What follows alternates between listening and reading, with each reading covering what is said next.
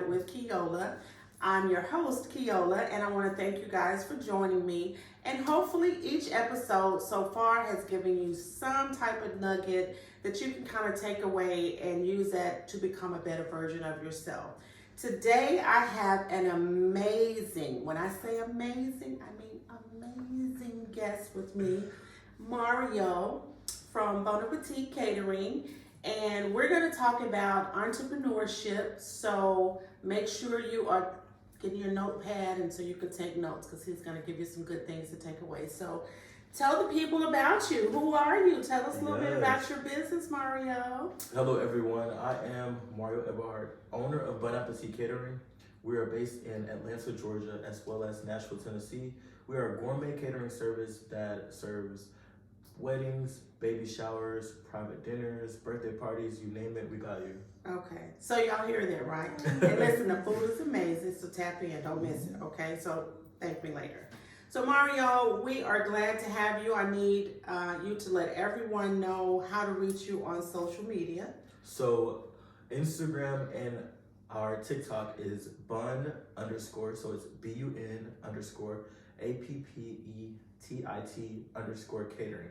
And our Facebook is Bon Appetit Catering without any underscores. Okay, so y'all make sure don't pretend like you can't find it. We'll be on YouTube soon. Okay, good. So that's coming. Okay, Yeah. So with that being said, tell us a little bit about your business, how you got started, and we just want to know all the juicy details about Bon Appetit. Yes. So honestly, I got started just by wanting to make extra money in high school. So growing up, we have all of these expenses in high school, whether it be your senior trip, whether it be the senior jersey, or whatever the case may be that you may need. I didn't want to bother my mom. I was just like, you know what, Mom, I'm just gonna have to make it do what it do. Put that hustle hat on. I put that hustle hat on.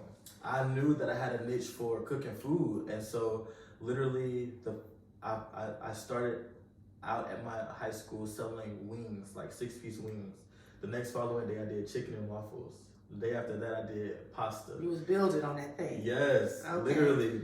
Had no idea that people were so into what I was doing and that they loved it so much that it made me take a moment to myself, like maybe this is something that I should probably do for a long time, or at least test it out. Right. So I started selling plates in high school. Okay. And just to make extra money. And then when I got to college, as a freshman, we're not able to really do much. We don't have any privileges as the upperclassmen do, like having a kitchen or having your car on campus. So I wasn't able to flourish my business my freshman year.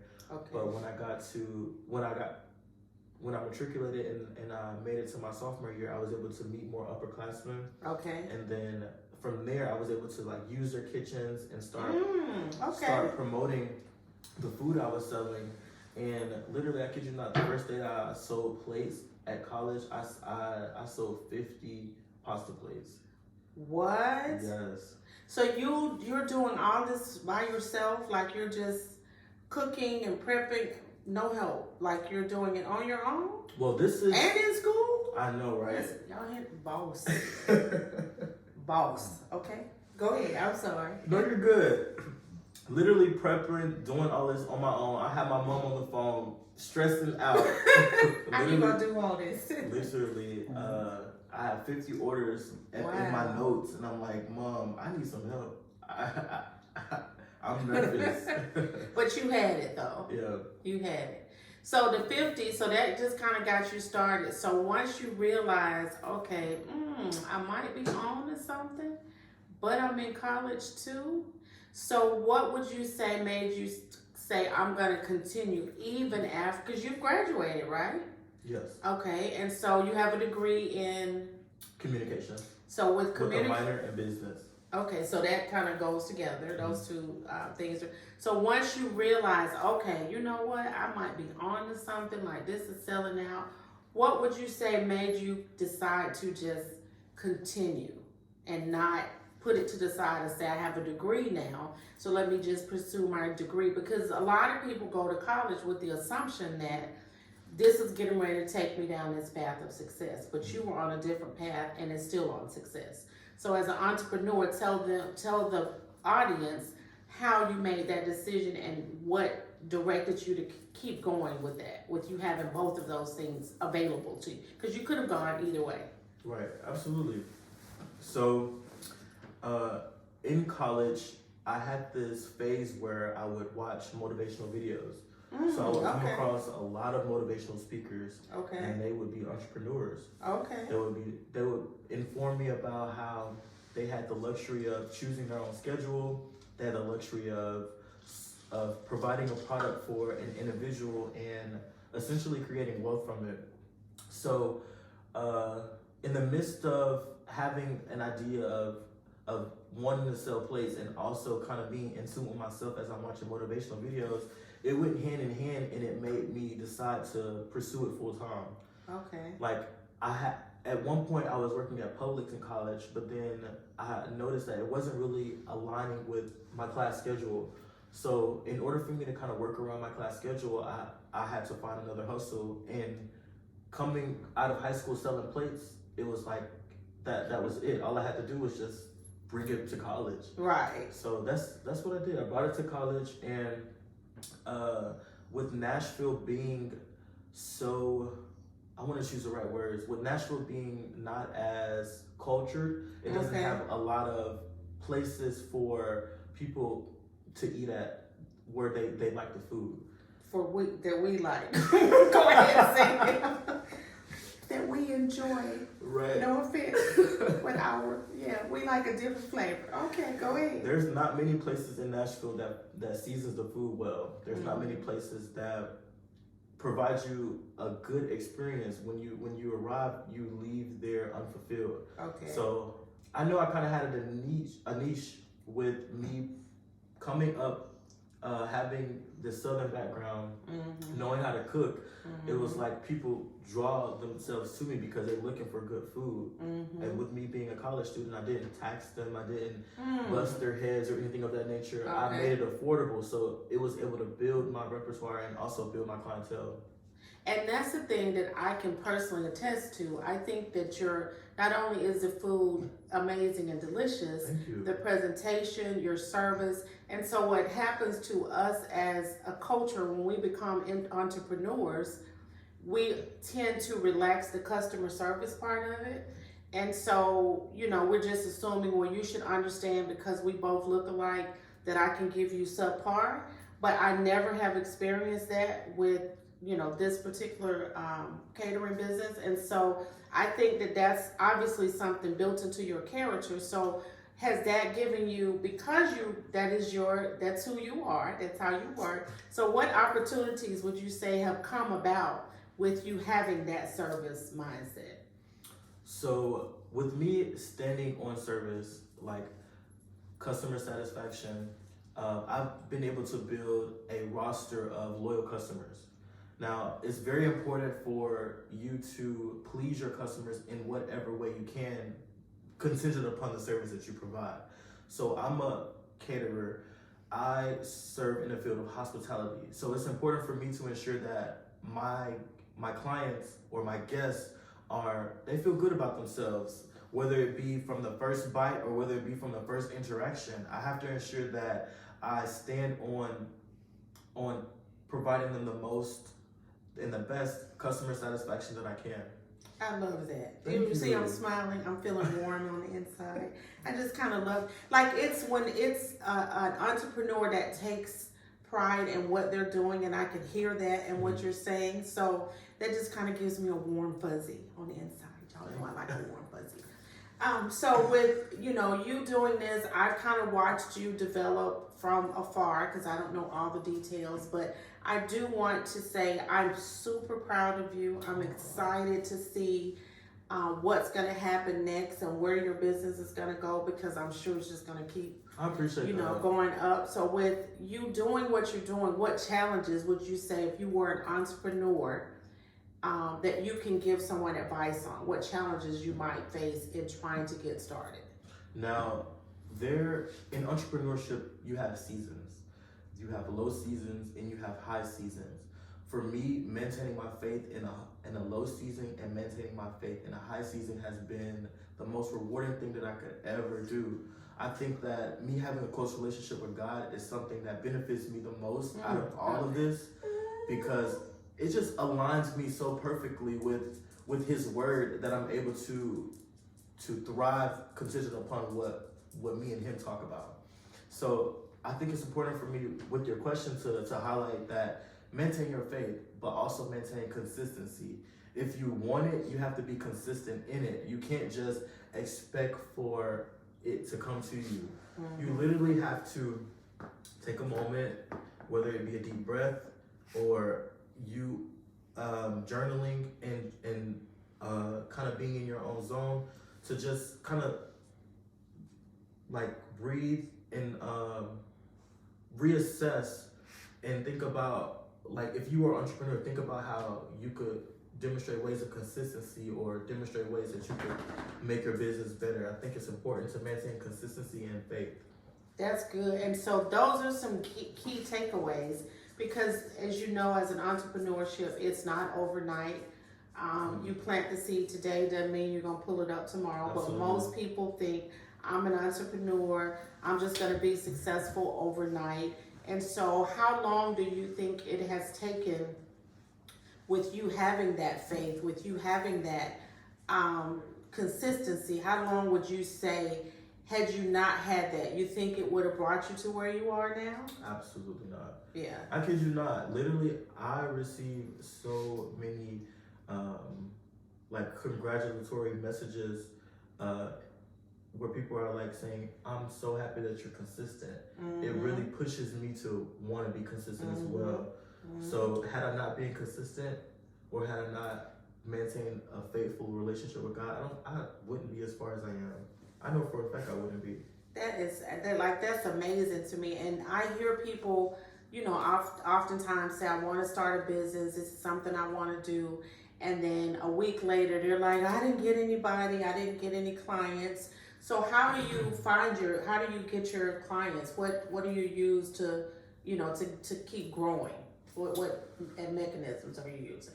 Thank you for the question. So some of the mechanisms I use is on the ground work. So I remember writing in my journal one day, network everywhere you go, whether it be at a grocery store or whether it be you paying your bill at Comcast. I am networking everywhere I go. I have business cards on hand. I have business cards in my car. I have business cards in my man purse.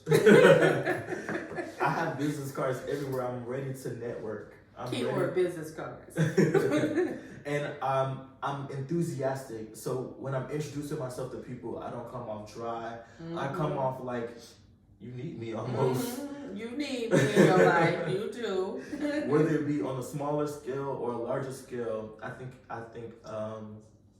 it's just important to network everywhere you go and just leave an impression. Like, I'm a people's person, so it's not as hard for me to leave an impression on people, but I would say that it's challenging when you come across people that could have attitudes. But nevertheless, I still pursue, and I just be like, well, if you don't think that you'll need us now, maybe you could potentially use us in the future. So how do you respond when they come with the negative? Because they come with the negative energy. They Y'all come be with extra out there for no reason. Just mean speak. Which is why I say don't leave me mean comments, because I will delete them and block you. Stop with the meanness. So how do you deal with that when that happens? Because I'm sure at some point even in your kindness, you just get somebody, I'm sure. Yeah, let's say for example, I don't provide the best experience for a client. For me, I follow up with figuring out what I did wrong. So the accountability. Yeah, that's accountability. That also helps me figure out how I could do better in the future. I also follow up with what can I do for you that brings you the most joy out of the situation, whether it be a full refund, whether it be could you provide me a private dinner or something. Okay. I put it in my clients' position to tell me how I could satisfy them. I think standing on customer satisfaction is so important when it comes to business because we're providing a service to people. So we have to make sure that they're serviced. And if they're not serviced and they're unpleased, you didn't do a good job. Right. No matter how great the food is. Right. Right. Because the food is great. Did I say that Thank already? you. Okay. But So entrepreneurs lose the attitude, right? Because he's telling you it's look at how far he's gone with just having the right mindset, the positivity. Does that mean you won't have challenges? Of course it doesn't. But he's giving you his recipe that he's used on his journey to get to where he's going. And so, do you have any other advice for entrepreneurs that may want to get specifically into catering, like what you're doing? Yes, thank you for that question. So, I think it's important to manage your time well. Okay. I know that we have one life, but it's very important for us to use the life that we have effectively, and that comes with managing our time well. For me, it took me a while to get into a system of managing my time. So some advice that I could give future entrepreneurs is wake up early. Literally, the moment I wake up, I get up out the bed. I can't sit in the bed because it's just money calling. Money calling. Yes, and not only that, I just when you're productive, I think money finds you. Did you need some money? When you're productive, when you're actively working towards a goal, everything just falls into place. So I think it's just important for us to manage our time well, stay consistent, and get up early. We have to get up early. Like a lot of us, sometimes we get used to sleeping in. Sometimes we get used to scrolling through social media. I know for me, I had to time block. I had to use a system I love that. of time blocking where if I want to indulge in something, I give myself an hour and a half, and then I move on to the next task. That way, I get a taste of whatever I want to indulge in, but I also get to the business. And time blocking is something that you can use across the board. Absolutely. So if you're challenged in one area with time, it's just going to be a domino effect. So that is so important that you're young to have, because it's some people that are more seasoned in age that still don't understand that. And again, I have to emphasize this with our culture, being tardy. Your catering event starts at 12, the caterer's there at 1 o'clock, and then you get there and then it's still just not a good experience. So I think that the fact that you've tapped into that so early, I just cannot, I'm sure at some point you're going to become millionaire status. Thank you. So is that one of your goals? Where do you see your business going? Where would you like for it to go? Thank you for that question. When it comes to goals, I try not to limit myself. So I do know that I will be a multimillionaire, but I'm not going to limit myself to how many millions I get. I just know that I'm actively working towards being that. But some other goals that I have is just setting a foundation and having a strong foundation for my brothers or my family to fall back on. Okay. Yeah. And that's to me something that'll probably keep you anchored, because you have because you're gonna, like, your business, you do understand your business is gonna reach like million. I'm so serious. Like, I don't mean that as an empty compliment. I genuinely, that's a heartfelt. And so once you keep elevating, you have to have something to anchor you, because it's easy to get lost in the fog of success, right? So your personality has been the same since I've known you from a kid. So your humility is, I think, something that's going to help you just keep excelling and having your family, and that being a key reason to keep, like, I want to be able to give them, that's going to keep you anchored. Yeah. Thank you. Yeah. I appreciate that. Yeah, you're more than welcome. So I think as an entrepreneur, if you're doing this, once you start making money, which I've talked about on a previous episode, you start making a lot of money, And if you don't have something to anchor you, or time management, or a financial manager, or someone or something to keep you focused and grounded, it's easy to get on another platform. So I'm excited for you for that. So anything that you want to share, with the audience that could help them if they're just getting started? Absolutely. So let's see. Because we know you was in high school grinding and bringing plates and selling wings and getting to the people. So if someone just said, you know what, I think I want to start a catering business, where do I start? The first moment is taking that leap of faith. Okay. And starting with whatever knowledge you know. Just start. Like, you could be doing a horrible job, but it takes losses to finally win. Mm-hmm. So literally pushing yourself out there and starting is probably the first piece of advice that I would give somebody. The second piece of advice that I would give someone is to ensure that what you're doing, you're actually passionate about. Mm-hmm. Like, a lot of entrepreneurs nowadays do it to just have extra money or just to make money.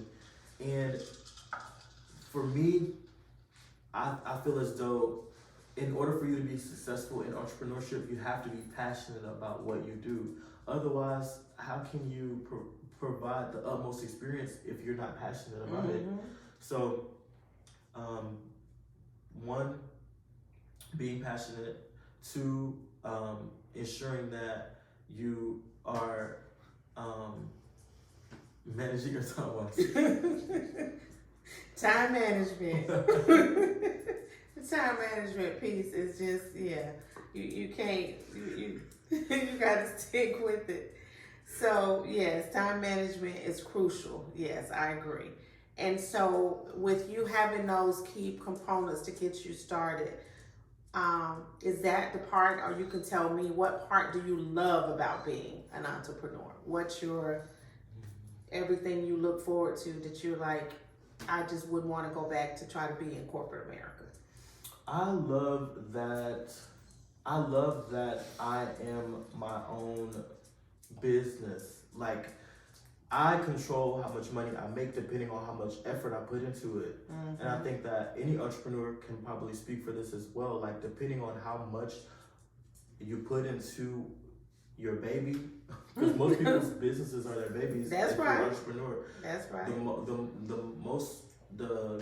The more affection, the more care, the more passion, the more love you give, the more it comes out to be successful. Mm-hmm. Mm-hmm. Well, I think that's for me as an entrepreneur, I always like the freedom. Mm-hmm. That's been the thing that's probably, because I tried doing corporate America when the real estate market crashed, and I was like, yeah, get somebody else to do it. This is not for me. So I think when you realize the freedom, and the ceiling is only the ceiling that you put financially. So if you know, okay, if I want to make X number of dollars this year or this month or this week, I control that. I think as an entrepreneur, that's probably one of the, for me personally, one of the best parts about it. Definitely, freedom. Yeah, I cannot, and as you move through life and you realize, okay, at the end of the day, how much freedom, because I have, other people that I know that are entrepreneurs, and they haven't mastered the balancing part of being an entrepreneur, of freedom. They're just working. So with you being as young as you are, how do you still have a social life and work? How do you do it? How do you keep a social life? Well, or do you even have one? You might not have one. I do. I think we have to have a social life. Okay. I think it's important for us to find balance in whatever we do, whether it be emotions, physicality, or just having a good mental. But for me, I find balance in ensuring that I take care of my business first. Okay. Like, once business is taken care of, I'm satisfied because I'm paid. Right. Like, once I'm paid, I could go have a ball. Okay. I could do whatever the case may be. But when business is taken care of, when my customer is satisfied, when logistics are handled, when invoices are sent out, etc., I'm able to finally have a social life and have fun. So me, I have to stand on business before I have fun. Okay, so y'all understand that. So you understand that, okay, so he's standing on business, but as an entrepreneur, you have to manage the balance and your business should come first. And so I don't normally talk about a lot of what's happening socially, but the experience that the influencer Keith had in Atlanta, and I think the owner of the restaurant, The Real Milk and Honey, sorry for mentioning your name. I just had to use it because he used it in the video. But I think the big takeaway is that people miss the service piece. Yes, absolutely. Yeah, the service piece. And so if you're planning to become an entrepreneur, if you've thought about it, you got your thoughts written down, jump off the edge of the pool. Like, just jump in there. Like, take that leap of faith. Yes, what's the worst can happen? Guess what? Even if it don't work out the first time, you take that, you take notes. What didn't work, you go back, you revisit, and then you jump back again, because eventually you're going to soar. And this young man has demonstrated what he did to develop a business from high school, right? So a lot of people are already well into their 30s, well into their 40s, and still trying to figure it out. It's not that it's not doable. He's giving you key components of what he's used to build his business. And so as we, come to the finalization of this episode, is there anything, because there's a lot going on in the world. Is there anything you would like to share that's happening in society that you'd like to just give your opinion on? Anything. It could be politics, it could be anything, whatever. It could be nothing. Yes. So I like to give my opinion on, I like to say, like,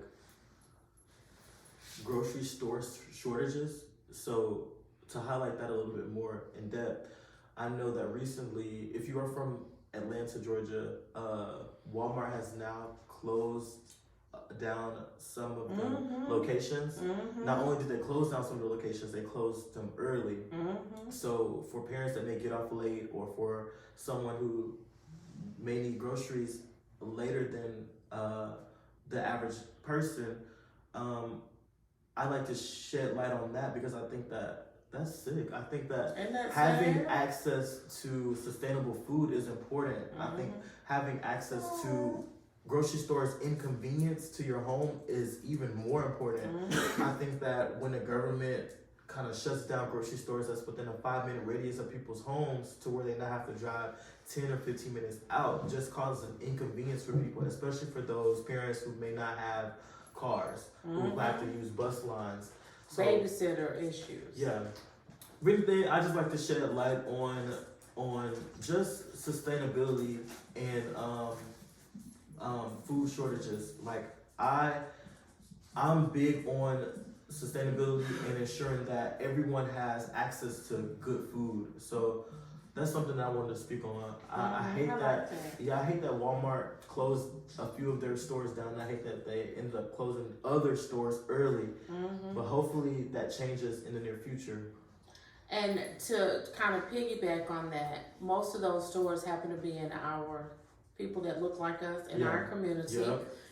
So we as a community have to learn to start using our voice from a positive perspective, to contact the owners, to contact the CEO, to contact the people in local government in that area to say, hey, listen, we're not happy with this decision. We're spending our money and we'd like to see something different. So I think that that's a great thing, but we just as a culture typically kind of complain to each other and we don't use our voice. To the higher up, So definitely they definitely will listen. We spend a lot of money as a culture, and so we've just got to learn to start using our brains along with our money. Absolutely. So there you have it. That is this week's episode of Let's Talk About It with Keola. I know you got some good notes. I know y'all had your notepad and y'all was jotting it down. So I want to thank you again, Mario, for being here with us today. And if you guys are not subscribed, make sure you subscribe on YouTube and follow me on TikTok and Instagram to stay connected with me. And thank you again. Love you without judgment, and see you next time. Bye-bye.